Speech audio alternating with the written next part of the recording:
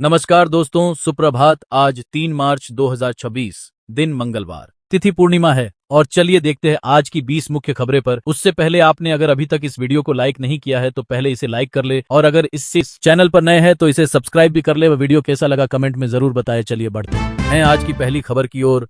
होली के दिन 3 मार्च 2026 को पड़ने वाला चंद्र ग्रहण भारत में दिखाई देगा। ज्योतिष मान्यताओं के अनुसार ग्रहण के समय कुछ सावधानियां बरतने की सलाह दी जाती है। मान्यता है कि जिन लोगों की कुंडली में चंद्रमा कमजोर है, गर्भवती महिलाएं या कुछ विशेष राशियों के जातक ग्रहण के दौरान आसमान देखने से बचें।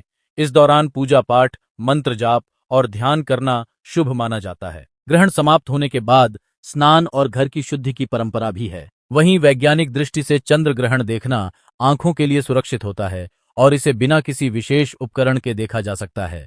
चलिए बढ़ते हैं अगली खबर की ओर। सऊदी अरब ने खाड़ी सहयोगी देशों को अमेरिका और इजराइल द्वारा ईरान पर चल रहे युद्ध को लेकर चेताया है और तनाव को और बढ़ाने से बचने को कहा है। सऊदी अधिकारियों ने कहा है कि इस लड़ाई में कोई भी सीधा कदम न उठाएं, जिससे तेहरान या उसके प्रॉक्सी समूह जवाबी पलटवार कर सकते हैं और क्षेत्रीय स्थिति और जोखिमपूर्ण हो सकती है। सूत्रों के अनुसार मोहम्मद बिन सलमान अमेरिका और इजराइल की कार्रवाइयों से नाराज दिखाई दिए हैं और उन्होंने खाड़ी देशों से संयम रखने तथा किसी भी सैन्य जवाबी कार्रवाई से परहेज करने का आग्रह किया है। यह बयान मध्य पूर्व में जारी अशांति के बीच आया है।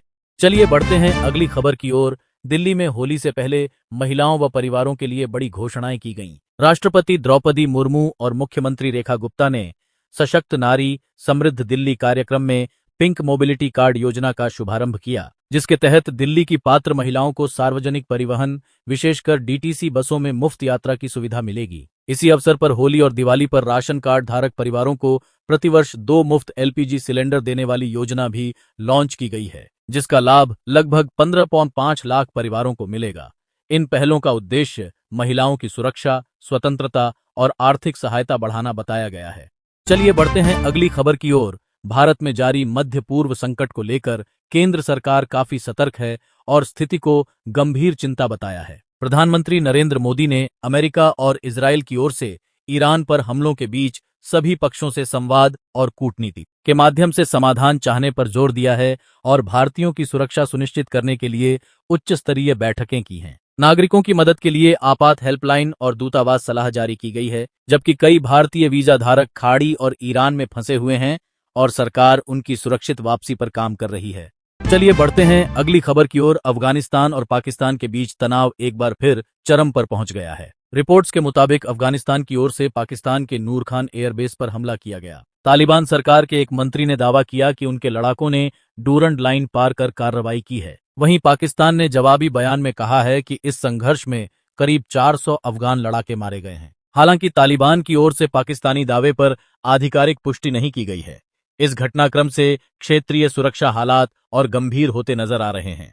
चलिए बढ़ते हैं अगली खबर की ओर। भारत की ऊर्जा सुरक्षा को लेकर बड़ी कूटनीतिक सफलता सामने आई है। प्रधानमंत्री नरेंद्र मोदी की कनाडा के प्रधानमंत्री मार्क कार्नी से हुई अहम मुलाकात में यूरेनियम सप्लाई को लेकर सहमति बन गई है। इस समझौते के तहत कनाडा भारत को परमाणु ऊर्जा के लिए यूरेनियम उपलब्ध कराएगा, जिससे भारत के न्यूक्लियर पावर प्रोजेक्ट्स को मजबूती मिलेगी। दोनों देशों ने रणनीतिक साझेदारी को और गहरा करने, स्वच्छ ऊर्जा, व्यापार और निवेश बढ़ाने पर भी जोर दिया। विशेषज्ञों का मानना है कि यह समझौता भारत की दीर्घकालिक ऊर्जा जरूरतों और आत्मनिर्भरता के लिहाज से बेहद अहम साबित होगा। चलिए बढ़ते हैं अगली खबर की ओर। इजरायल ने भारत को रक्षा क्षेत्र में ऐसा ऑफर दिया है जिससे वैश्विक मिसाइल संतुलन बदल सकता है। रिपोर्ट्स के मुताबिक इजरायल भारत को अपनी अत्याधुनिक एयर डिफेंस और मिसाइल इंटरसेप्शन तकनीक साझा करने को तैयार है, जिससे चीन की शाहीन और DF-41 जैसी घातक मिसाइलें भी बेअसर हो सकती हैं। यह सिस्टम दुश्मन की मिसाइल पर संजय जैसी पैनी नजर रखेगा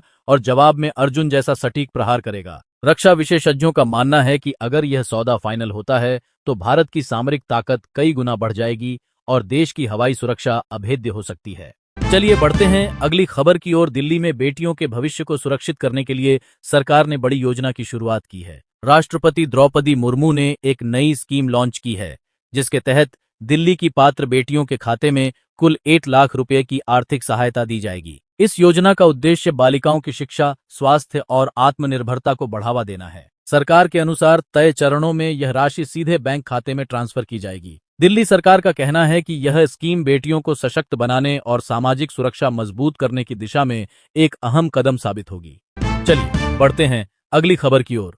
महाराष्ट्र के पूर्व उप मुख्यमंत्री अजित पवार की मौत के बाद नया विवाद तब उभर गया जब उनके बेटे जय पवार ने वीएसआर वेंचर्स के मालिक के एक कॉकपिट वीडियो को सोशल मीडिया पर साझा किया। इस वीडियो में कथित तौर पर विमान के मुख्य पायलट सीट पर मालिक रोहित सिंह को उड़ान दौरान सोते हुए दिखाया गया है, जिसे लेकर जय पवार ने डीजीसीए से सख्त कार्रवाई और वीएसआर की फ्लाइट्स को तुरंत ग्राउंड करने की मांग की है। घटना ने विमानन सुरक्षा नियमों और निजी चार्टर सेवा की जवाबदेही पर गंभीर सवाल खड़े कर दिए हैं।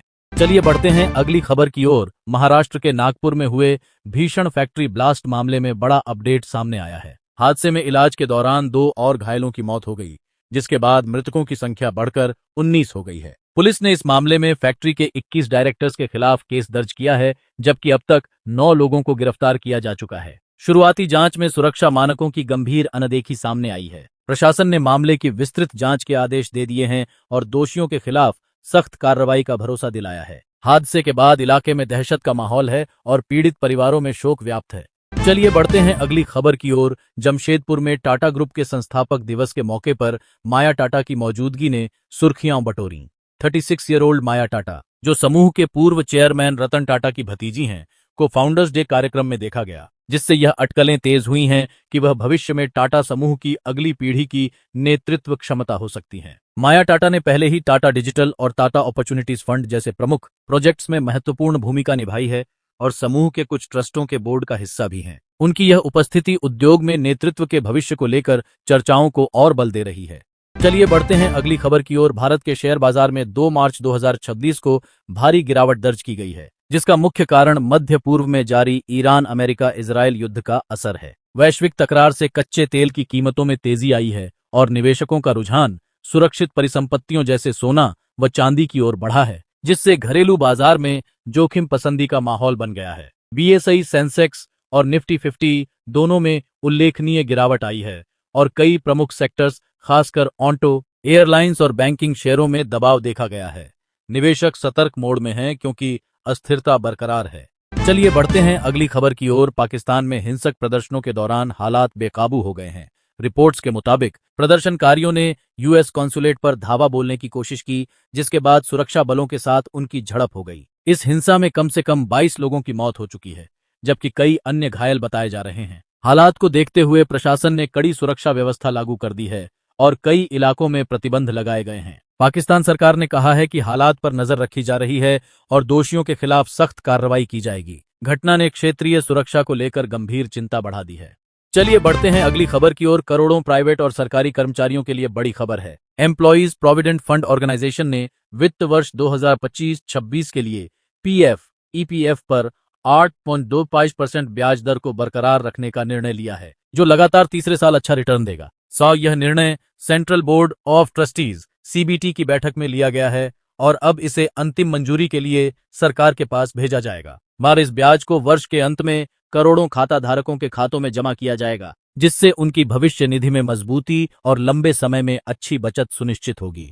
चलिए बढ़ते हैं अगली खबर की ओर। मध्य पूर्व के बढ़ते युद्ध के बीच कुवैत में एक बड़ा सैन्य हादसा और कई हमलों की खबर सामने आई है। रिपोर्टों के अनुसार ईरान द्वारा अमेरिका और उसके सहयोगियों के ठिकानों को निशाना बनाने के बाद कम से कम 27 सैन्य बेसों पर मिसाइल और ड्रोन हमले हुए हैं, जिससे अमेरिका और इजरायल को नुकसान पहुंचा है। इसी बीच कुवैत में 3 F-15E स्ट्राइक ईगल जेट लड़ाकू विमान गिर गए।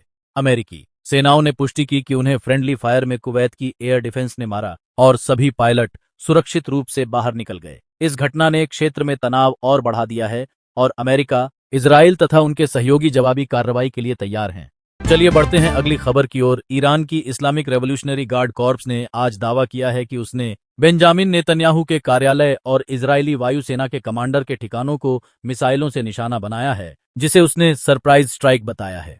ईरानी बयान के अनुसार इस हमले में कई बार मिसाइलों का इस्तेमाल किया गया, लेकिन इजरायल की तरफ से इस पर कोई सीधा पुष्टिकरण नहीं आया है और नेतन्याहू के कार्यालय पर मिसाइल लगने की बात खारिज की गई है। यह घटना पश्चिम एशिया में पहले से जारी तनाव को और बढ़ा सकती है, क्योंकि दोनों पक्षों की ओर से जवाबी हमलों का सिलसिला जारी है। वीडियो को पूरा देखने के लिए धन्यवाद। इस वीडियो के बारे में आपके कोई सुझाव हो तो उसे कमेंट बॉक्स में जरूर लिखें, और अगर आप इस चैनल पर नए हैं तो इसे सब्सक्राइब भी कर ले व वीडियो को लाइक और शेयर जरूर करें। धन्यवाद।